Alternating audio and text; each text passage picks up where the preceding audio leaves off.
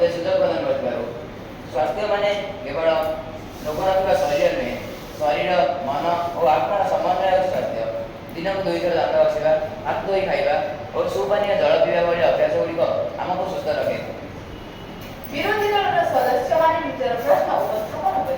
ମହୋଦୟ, ଧନ୍ୟବାଦ। ମୋର ପ୍ରଶ୍ନ ସ୍ୱାସ୍ଥ୍ୟ ମନ୍ତ୍ରୀଙ୍କୁ। ବିଦ୍ୟାଳୟରେ ଦିଆଯାଉଥିବା ଖାଦ୍ୟ ଛାତ୍ରଛାତ୍ରୀମାନଙ୍କ ପାଇଁ ସୁସ୍ଥକର କି ନୁହେଁ ତାହା ଜାଣିବା ନିତ୍ୟାନ୍ତ ଆବଶ୍ୟକ।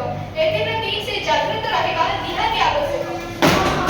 ନିହାତି ଆବଶ୍ୟକ। ଆମେ ଯାହା ଖାଉଛୁ ସେହି ଖାଦ୍ୟ ଆମ ଶରୀରକୁ ଶକ୍ତି ଦେଉଛି। ପୁଷ୍ଟିକର ଖାଦ୍ୟ ଆମ ଶରୀର ପାଇଁ ଆବଶ୍ୟକ। ବିଦ୍ୟାଳୟରେ ଯୋଗାଇ ଦିଆଯାଉଥିବା ଖାଦ୍ୟରେ ଭିଟାମିନ୍, ପ୍ରୋଟିନ୍, ମିନେରାଲ, କାର୍ବୋହାଇଡ୍ରେଟ୍ ଇତ୍ୟାଦି ରହିଛି। ଏଥିପ୍ରତି ଆମେ ଧ୍ୟାନ ମଧ୍ୟ ଦେଉଛୁ। ମୁଁ ଏହାକୁ ପ୍ରତିବାଦ କରୁଛି। ସ୍ୱାସ୍ଥ୍ୟ ମନ୍ତ୍ରୀ ଯାହା କହିଲେ ତାହା ପ୍ରକୃତରେ କାର୍ଯ୍ୟକାରୀ ହୁଏ ନାହିଁ।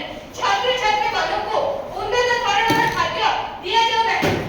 ମହୋଦୟ, ବର୍ତ୍ତମାନ PM ଓ MM ପୋଷଣ ମାଧ୍ୟମରେ 10ମ ଶ୍ରେଣୀ ଛାତ୍ରଛାତ୍ରୀମାନଙ୍କୁ ମଧ୍ୟ ଖାଦ୍ୟ ଯୋଗାଇ ଦିଆଯାଉଛି।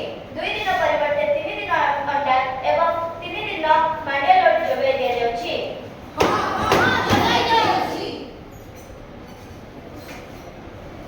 ଏହା ଏକ ସରକାରଯୋଗ୍ୟ ପଦକ୍ଷେପ। ଏଠାରେ ମୁଁ ଏକ ପ୍ରଶ୍ନ କରିବାକୁ ଚାହେଁ। ଉକ୍ତ ଖାଦ୍ୟର ଉତ୍ତମ ଗୁଣର ଓ ଯାଞ୍ଚ କରାଯାଏ କି? ହଁ, ଏହା ଯାଞ୍ଚ କରାଯାଉଛି। ବିଭିନ୍ନ ବିଦ୍ୟାଳୟ